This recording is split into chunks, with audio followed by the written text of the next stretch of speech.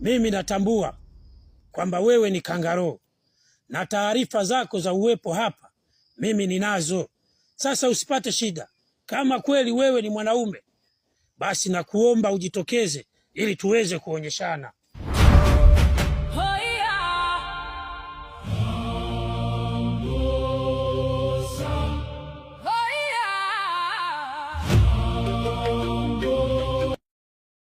Sasa bwana, wewe kangaroo, kama kweli wewe ni mwanaume na umeamua kuja kuonyeshana na mimi Akumbwani, usinivizie, uje tuonyeshane. Kwa hiyo nakuomba uje hapa tupimishane nguvu.